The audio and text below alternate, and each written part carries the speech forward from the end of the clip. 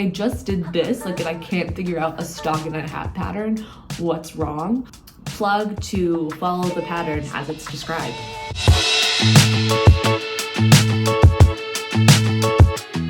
Hello, welcome back to my channel, Knits by Mandy. My name is Amanda, and today I have the 10th episode of the Knits by Mandy podcast. So it's been a moment since I posted a podcast episode. I was having a lot of fun, honestly, over the past month or so, doing some different content. I did a vlog style video documenting the sweater I made for my boyfriend for Christmas. I did my kind of like year in review video and also my 2023 planning video. And I just posted a video last week about de-influencing knitting trends. So I hope you've enjoyed this little switch in content, but I've also been really excited just to sit down and chat about what I've been working on recently. So there are also a lot of new faces here. I believe I hit 2K around like December time, and now we're almost at 3,000 subscribers, which is crazy, but I'm so glad you're here. And if you haven't seen a podcast episode of mine before, I usually talk about things, or I usually have a pretty standard format. First, we'll talk about what I'm wearing and then any other finished objects. We'll then go into works in progress, and then the future planning / acquisitions section is usually one and the same, as in I'm usually bringing things into my stash with a specific plan. So, and then, last part is at the end, I like to do some media recommendations, which I haven't done in ages on the podcast. So I'm very excited just to like get back into the meat and potatoes of it all. Without further ado, let's just get started. I think in some episodes, I also like do a little life update. The life update is that I've moved. And I'm in a new space. I moved in with my boyfriend, so that's been very exciting. Everything went really well. It was one of the smoothest moves in my life, and I'm still in DC. That's really the life update. That's what kind of took up my beginning of the month. Let's begin. I'm having a little tea now because I'm meeting a friend for coffee later, and if I have 2 cups of coffee in the morning, I'll be like bouncing off the walls. Let's get started with what I'm wearing. This is the Whitmoor cardigan by Amy Lowden of Tailorist Studios, and it's knit using Hobie's Mayflower Easy Care Merino and Super Kid Silk.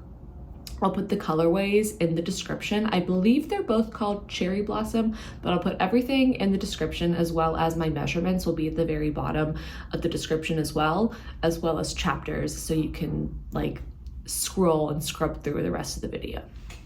So this is the Whitmoor cardigan. It is a lace yoke construction, and I'm really happy with it. I really wanted a pink cardigan, and when I was looking at patterns, I decided to just go all out and kind of lean into the femininity of it and decide to do a lace pattern. So this pattern also comes in a slip over or like a pullover if you want to knit it as a full sweater, but I've never knit a cardigan before, and I've also never knit lace, so this was a big first for me. I was a little intimidated of doing it in mohair. I was like, is this a stupid idea? Just because of how difficult mohair is to frog, but I did pretty well. Of course, I think I made a few mistakes, but nothing that I wasn't able to fix kind of in like the second pass. So I didn't have to frog anything, which I was really jazzed about. Not that that's a bad thing, but I personally didn't want to put myself through that hell. And the cardigan itself and the pattern itself has both lace charts and written instructions, and you also have a few options for both the length and the kind of sleeve you want. So I obviously went with the tapered sleeve option. I'll roll these down too so you can see the ribbing, but you can do a bishop sleeves, and I did a shorter length. I have it tucked in right now. I'll pull it out just for you all to see the length. So a little lower than my natural waist. If I wore it, I think not tucked in, I think I would wear it open, just because I don't like how this kind of lays this way, but I did the shorter length. You can opt for a longer length as well. I'm gonna go tuck it in.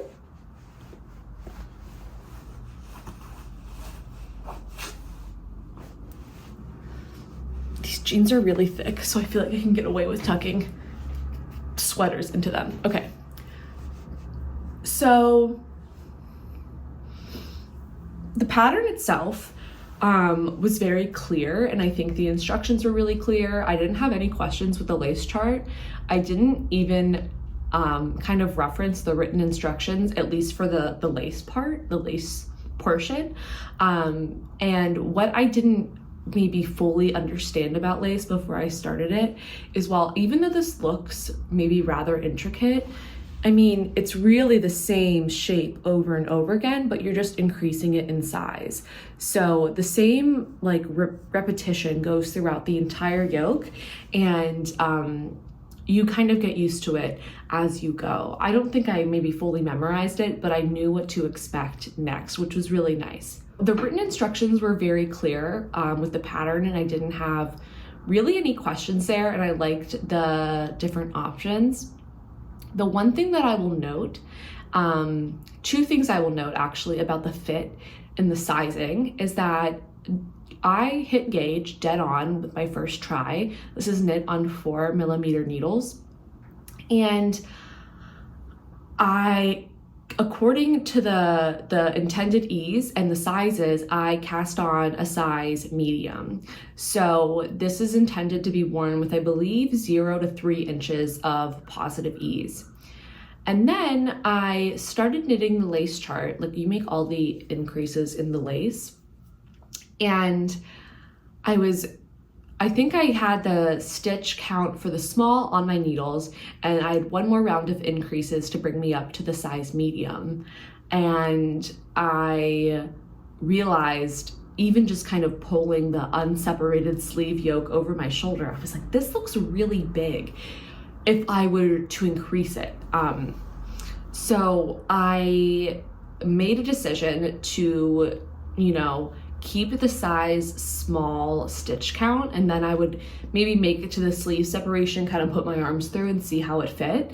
And that's what I did, and it did fit, I think, the way I intended, because I definitely wanted this to be worn as intended, with either like those 0 to 3 inches of positive ease. I wanted it to be a more tighter fitting garment. I didn't want it to be oversized. So I think if I were going to continue with knitting my intended size, it would have been weird, or it wouldn't have not fit the way that I wanted to. So I would just note that. I wish I could maybe give more information about that, but that was just kind of my experience. And I will say, I feel like it is, I guess I was able to do it, but it is hard to gauge the fit of something when you are knitting it back and forth and you like don't have something that you can pull over your head necessarily. I kind of just had to like pull it over my shoulders and do my best guess. And I did know that the lace was gonna grow with blocking. So if you don't know that, like that's what happens, especially when you block lace, it will just grow and kind of lay more flat. I can put in some footage. I made a reel of like a before and after blocking, so I can put that in here so you can see the difference. I do love how it came out after blocking. As far as the yarn goes, I don't know what drew me to like really want to do this with mohair. I don't think I'll be knitting that many more mohair sweaters, just because it's extremely warm. Like, it's an extremely warm garment. I live in a more temperate climate. Like, I do get all 4 seasons, but winter doesn't get bitter cold here in Washington, DC. So this is maybe like the warmest garment I would make. And so it doesn't have, I mean, everywhere you live, knitting something with mohair doesn't have like multi-seasonality, I would assume. Maybe I'm wrong. I could be wrong, but definitely here it doesn't, it's not like, oh, I can just throw this cardigan if I get like chilly at night. Like, no, if I get chilly on like a spring night, I think this might be too hot. The mohair itself is not super practical for me, but overall I'm very happy with the feel of this yarn. I know how mohair feels to everyone is like super subjective, but I recently had kind of like a negative experience using Drops Kid Silk, and it was very scratchy this past fall. So I knew I didn't want to bark up that tree again, and I also had this very specific color in mind. So Hobby was really my best bet because they just have such a wide range of colors. And frankly, if I was doing like an indie dyed route, this would be a much more expensive sweater than I would have wanted to pay. I think I ended up paying around $90 US for all of the yarn that I needed, and I actually still have some left over. I do want to be better about recording like how much yarn something took me to make, but I'm not good at it at all. I just don't I don't record that information. So I think in spirit of one of my New Year's resolutions to record things on Ravelry more, I want to also record information that's actually helpful, because just to see a picture, that's helpful in and of itself, but you really kind of need that background knowledge. Hence why people make 45-minute videos talking about their sweaters. I do have two more things to mention. One is that the lace yoke doesn't have any German short row shaping. And so I was recently watching a fellow knitter on Instagram, Sarah Curry Knits. She was talking about, I hope I said her last name correctly. She was talking about her experience knitting a pattern and how the lack of German short rows made it very difficult for it to fit her well. And this isn't something I did not understand until I saw Sarah post about it and post another designer's video like explaining the importance of short rows. So I will link, I think, the kind of source content I'm referring to in the description, because I could not explain it as well as this designer did. But basically, if you don't know, and you might know this already, there's a really good chance you already know this, German short rows can help you shape your garment so that when you think about a sweater, it might come up higher in your neck, and you need to give room for someone's neck. You know, we're not like two-dimensional figures. So the German short rows make it so that the collar can come down lower and it'll just fit better all over in your shoulders. So there's no short row shaping.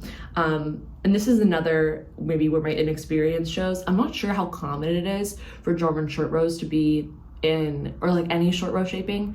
I just kind of default to saying German short rows, but short rows in general. How common it is for those to be in circular yokes. That I'm actually not sure. I'm not sure if like by default. No, I don't think that's true. I think you can do short rows and do a circular yoke. I'm pretty sure. I think that's the whole point of what Sarah was saying in her stories. So anyway, I'm gonna link that information below, and if that's something that you're cognizant of, this pattern doesn't have it. The one last thing that I will mention is that my sleeves ended up with a slightly different gauge. And this was a totally user-based mistake and problem. I haven't actually measured the difference, but it's very apparent to me. So if you look at this sleeve, and then you look at this sleeve, I know it's like, you're probably like, you're crazy. I can feel it. This sleeve is just a little bit bigger than this one. You probably can't see it. I can just tell. And it's a very small difference because I didn't mess up to my knowledge. I think my stitch count was all good. But what I did do is I knit this first sleeve in magic loop. And then I had ordered a shorty set, a short set of interchangeable needles just for sleeves because I don't like doing magic loop on sleeves. And then I did this one with the short needle set. And I do feel, I don't know if you can tell, you really probably can. It's probably very similar, but I do feel like this sweater this sleeve ended up with a slightly different gauge. And that's just, you know, my problem for knitting the sleeves in two different styles. I didn't necessarily think it would cause that much of a gauge difference. But when you think about it, I feel like things are much tighter when you knit on magic loop just because of the the loopiness and of it all. And this, you could just kind of keep going. So that was interesting to me. I know it might not seem like you can see it, but promise, I can feel a difference and I can see it. The stitches just look a little bit bigger. So that's just something to note. And that's also maybe just like a duh, obviously, but it wasn't a duh, obviously, to me. So I thought I'd share it. Last thing that I'll mention is that I got these mother of pearl buttons from Etsy. And then I also didn't note that the button band is knit with the sweater. So I'm thinking of more things as I keep going. So I knit the button band on, you knit them on DPNs. So you have each button band on DPNs. And in the pattern, she explicitly says use wooden DPNs. And you may notice these are not wooden. And I would say definitely use wooden DPNs if you have access to them. I went to my craft store, I went to a Michael's, and they didn't have wooden DPNs in the size that I needed, so I just got the metal ones. I did have a few issues where I dropped a stitch. I actually thought I was going to fix it, like it's right here, I think, but I ended up just, like, I had a few false starts on the button band, but I ended up just not fixing it. And oh, it's right down here. Like, I don't think you can even tell. Like, after blocking, I think it really just kind of laid flat. So it wasn't a big deal, but I would say, like, every time I picked it up out of my project bag, I would maybe accidentally pull the stitches out, and then you would kind of have to fish your very small, like, DK weight loops into this very tiny needle. It was just a little surgical and a little tedious. So plug to follow the pattern as it's described if you can. I don't think it's the end of the world if you can't get your hands on wooden DPNs. I also wasn't sure, I'm not like a sock knitter, so I wasn't sure like how much I would use this specific size of DPN, so I was just like, we'll get the cheap metal ones, it's fine. So that's what I did. That's what I did. Almost 15 minutes on the Whitmoor cardigan. Let's move on. I did have another finished object that I'm not going to go in depth about at all because I do have an hour vlog of it on my channel, but I will direct you to that video. And also I'm just like kind of tired of talking about it, but it is the Hot Toddy hoodie by Knititude that I knit for my boyfriend this Christmas, which I haven't like talked about on a podcast episode since I last podcasted. So I started this in November and then ended up starting the Hot Toddy sweater like Thanksgiving time, knit that until Christmas, and then picked this up after Christmas. So the Hot Toddy hoodie, I knit it in Swish DK by Knit Picks, and I had some gauge trial and errors because I think of the yarn that I chose, and if I were to do it again, I would not have picked a superwash yarn. I would have maybe tried to do like a wool and acrylic blend because I wanted something that was easy care for him. But honestly, now that we live together, I probably could have just knit him a wool, like a non-treated wool sweater, and just washed it for him. But that being said, I enjoyed the pattern and I think he's happy with it. And the whole video of that process is on my channel, but I'll put some pictures in for you as well. So that was the Hot Toddy sweater by Knititude for my boyfriend. So I'm filming this first thing in the morning and I feel like my voice sounds a little deeper and a little groggier than it usually is. But I'm so crazy for that. So the next finished object that I have is this set of fingerless gloves that I made from a Well Loved Knits video. And they're very super simple fingerless gloves. And Bethany from Well Loved Knits just posted a video this winter. I think it was kind of like a quick Christmas gift idea. And I have bad circulation, so this is great for me just to like even wear indoors. I think they're really cute. I knit these on Magpie Fibers Swanky DK base in the colorway Bougie Beaver. It's their MCN base, so it's 10 or 90% superwash merino, 10% cashmere, 10% nylon. This is my first time working with an MCN yarn. It's very soft. And I had a gift card from my boyfriend's mom for Magpie Fibers because they live in Frederick. So Frederick is where the Magpie flagship is. And so it was just like, okay, let's get something a little maybe luxurious for an accessory. I wasn't really in the market for a sweater quantity, and yeah, so I'm really happy with how they turned out. And I think I just edited the pattern. So she has a pattern on her website to correspond with the video. And I think it was 44 stitches on 3.5 millimeter needles, and I did 42 stitches on 3.25 millimeter needles. I have like really small wrists, so I was like, I want it not to be too baggy. And I can't find my 3.5 millimeter needle interchangeables. I don't know where they went. They might be lost in the move. Rip to a real one. I might have to get some new ones. So can't find those, but in the meantime, the 3.25s did me solid. And in the video, she describes that she does this little like 1x1. She just does one row of 1x1. And honestly, I kind of like how it looks with just like the normal bind off edge, and I added it to the thumb as well. So the vision for this was to have a matching glove and a hat set, but I had some false starts on the hat, which I will talk about now, because I mean, pretty simple project, right?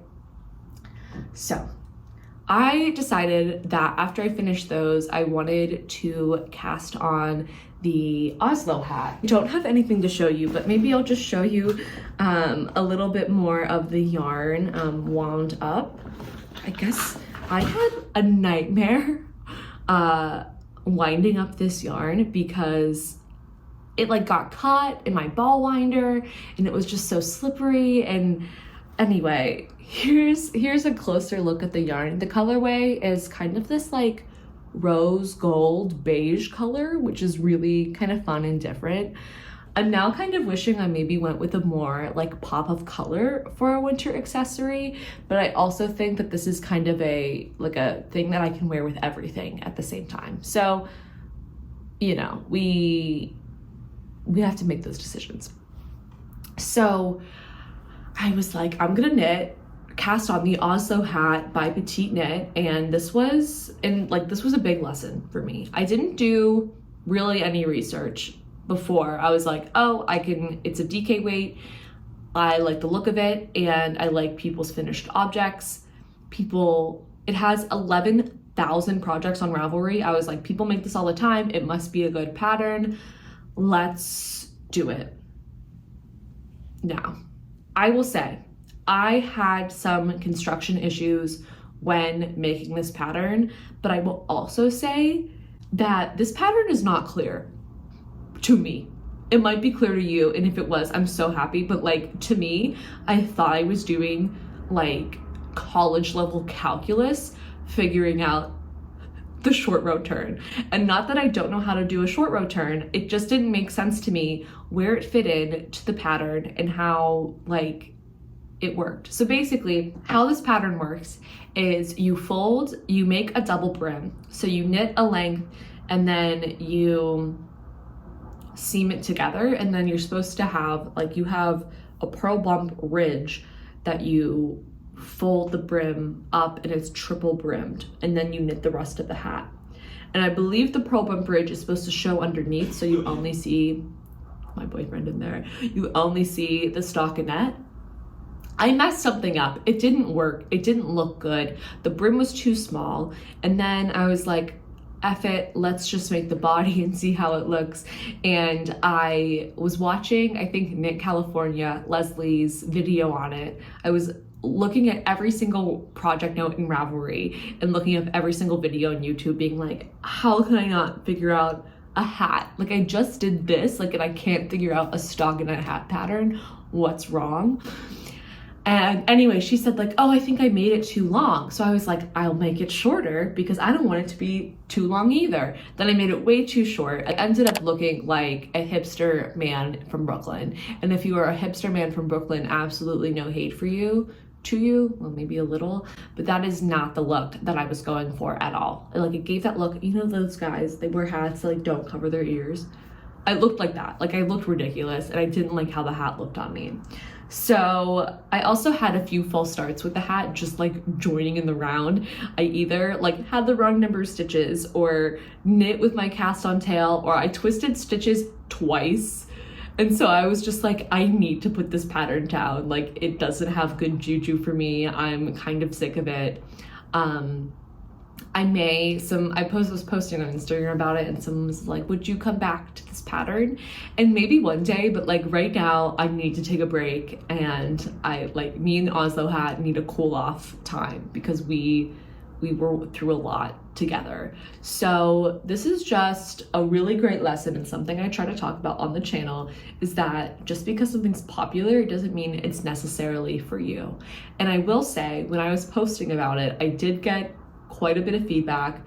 It was pretty even split, I will say. People were like, I love this pattern, you just have to keep going, like it's like magic, just keep going. And other people were like, I didn't like this hat, I didn't like how it looked on me, I gave mine away, or I tore mine back, or I was confused by it too. So I will just be the, you know, vessel of information that I will share that with you. Make your own decisions about the Oslo hat. There's so much information and so many projects and people that have made it in the past.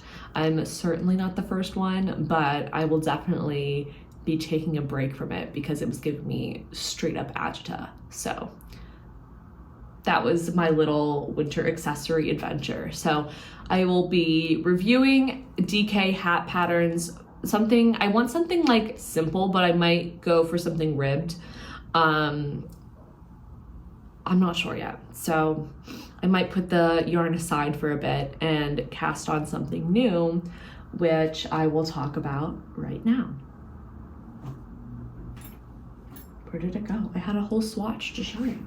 Never having made a cardigan before, I think I'm entering my cardigan era. And in that I'm making another cardigan after this one, and I think that will be the end of the era. So like I was saying about this sweater, it is a winter cold weather sweater, and I would like to have something that's maybe just a skosh lighter for the spring time, fall time, like something a bit more transitional. And so when I was knitting this, I saw Vert and Rose Knitting was testing the Marysia cardigan, and it's this gorgeous cardigan using faux cabling, and I was like, dang it, I want to knit that next. I've never test knitted, but that would have been something I would have applied to test knit. So I knit up the swatch yesterday, and this is what it looks like.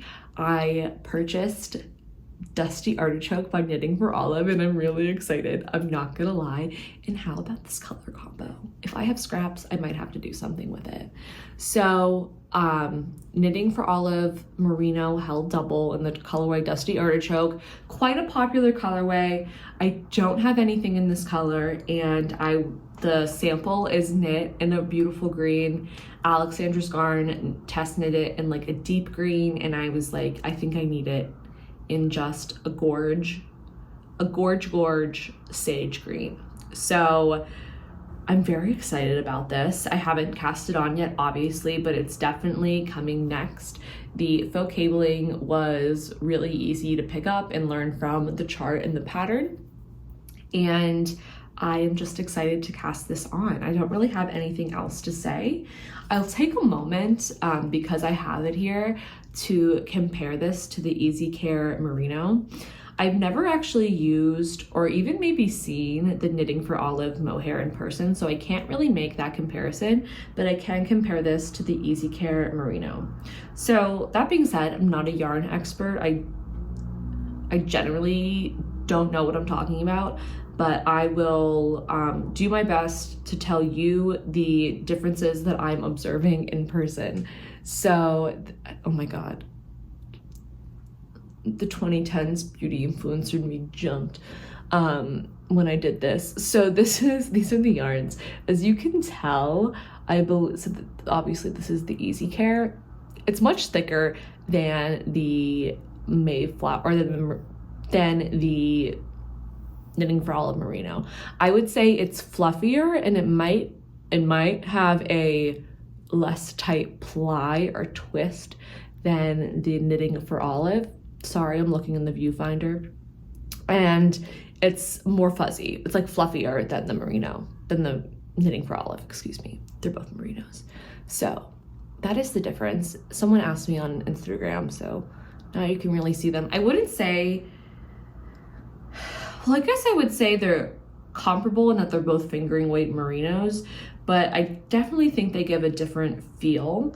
But I think they're different in their own good ways. Like this is like squishier to me. This is, I think, still a 50 gram ball, and this is a 50 gram ball. So I haven't really got into this one a lot, and I only knit the swatch with this one. You can tell the difference, and I think this just shows this is like a fluffier, airier yarn, and this maybe has a tighter twist. That's my observation. Yarn science is crazy to me, and I love it. And I think I love when people like explain in depth like the wefts of yarn and like the differences of like different sheep, but I'm just not there yet. But those are the differences that I can tell so far from the Marysia cardigan. And I have all talked about these in my knitting plans video, but I thought I'd mention it now too. Okay, one more future plan, and this isn't a recent acquisition, but I have had this Primrose Yarn Co. yarn in stash since I got it at Rhinebeck this year. I have a sweater quantity, and I've just been waiting for the right pattern to come along. And then I saw that cadiree put out a testing call for the Harlow sweater V-neck edition, and I believe this is coming out mid-February. So I think my plan will be to cast on the Marysia cardigan and then cast on the Harlow sweater, because I already have the pattern for the Marysia cardigan. And it's just like a V-neck drop shoulder sweater that looks oversized and has 2x2 ribbing, and it looks gorgeous. And I'm really excited to knit it up in this color, which is like a purpley brown color. It's very, I almost said effervescent, that's not the word, but it's almost like a color that you'll get a lot of different shades in it depending on the light that you're in.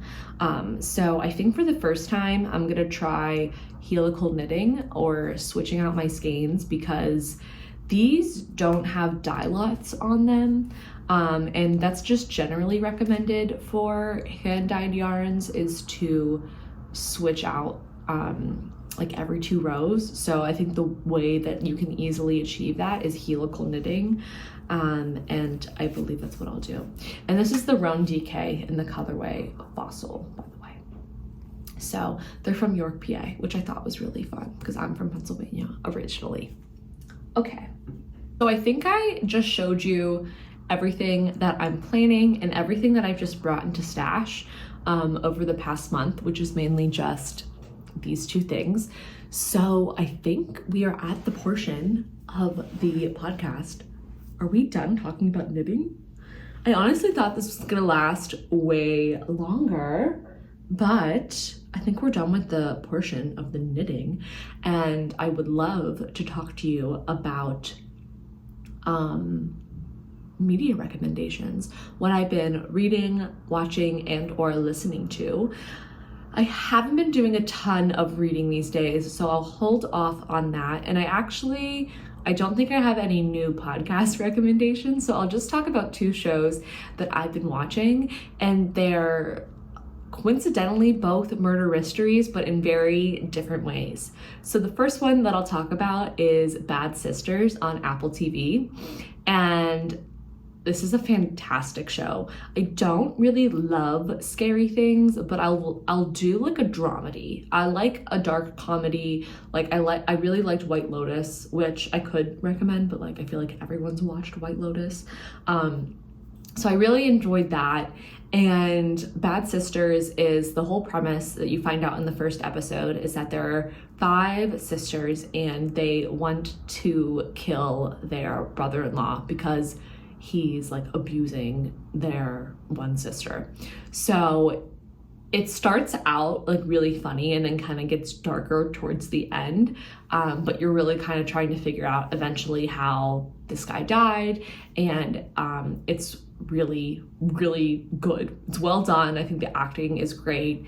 It takes place in Ireland. I don't know if I mentioned it's an Irish show, and first of all, I like just fancy an Irish accent, and it's in like the most beautiful scenery. Music's really good, acting's great. So I would really recommend that show if that's your kind of thing. My boyfriend and I watched it like in a week. We were like, we need a show, and then we hammered through it. It was really great. And the second show that I'll mention is also a murder mystery, which again, very out of character for me, but it's a reality television show on Peacock. So it's called The Traitors. And if you're any kind of reality television junkie, I think this is a great show. So it's basically, I don't know how universal this is, but like when I was a kid, we used to play this game called Mafia, where you would like close your eyes and then one person would be selected to be the killer, and then they have to kill people, and then you have to like figure out who is the murderer. I don't know, like that sounds so dark, like why was I playing that? But basically it is a group of reality television stars and normal people living in this castle in the Scottish Highlands with Alan Cummings as the host, who's like hilarious. And funnily enough, I know Alan Cummings has done a lot of things, but my first reaction is like, is that the villain from Josie and the Pussycats? And it is. And what a great film Josie and the Pussycats was. I think I need to rewatch it. But anyway, Alan Cummings is the host. He's like very Scottish. That's a British accent. I can't do a Scottish accent. Scottish, eccentric, beautiful castle, 10 normal people, 10 former reality stars, and 3 of them are traitors. So every night they like vote someone off, and then every night someone gets killed. And they have to find out who the traitors are. So the reality stars are people from like Survivor, Big Brother, Ari from The Bachelor is on it. There's like 4 people from Bravo. So if you're a Bravo head, Reza from Shaws of Sunset, Brandi Glanville from Beverly Hills, who's like so perfect for the show, Kate Chastain from Below Deck, and Kyle from Summer House. Like, I honestly really enjoy Kyle in this. And I don't know. If you watch Summer House, what a great show. But first of all, we're entering the Bravo era where Vanderpump Rules and Summer House are coming out, and I could not be more excited. Those are like my favorite shows on Bravo that aren't housewife shows. Anyway, but it is really good. It's a little bit like, and they have these challenges that are kind of like Fear Factor-esque, like they're kind of like physically taxing and mentally challenging. And oh, did I mention Ryan Lochte's in it randomly? Like, it's like reality stars and like Ryan Lochte. Okay, but it was good. I watched like 5 episodes yesterday while I was just raging over my Oslo hat, so that was super fun. Anyway, yeah, I would recommend those 2 shows to watch while you're knitting. And also, if you're a pump head or a Summer House head, let me know. I'm so excited to watch the new seasons. I've also been, now that me and my boyfriend live together, making him go back and watch old Vanderpump Rules seasons, because I'm like, this is the sacred text. You need to learn it. This is a time capsule. It is historically significant to me. I think it's anthropological. I think it is a study on like humans in West Hollywood in the 2010s. It's amazing. So anyway, that's my plug for more reality television. I can't be stopped. I don't know what draws me to it, but I'm drawn like a moth to flame to it, and I don't want anything less in my life. So that is everything that I have for this episode. Thank you so much for being here. I really appreciate seeing all the new faces and the old ones as well. And I will see y'all soon. Bye.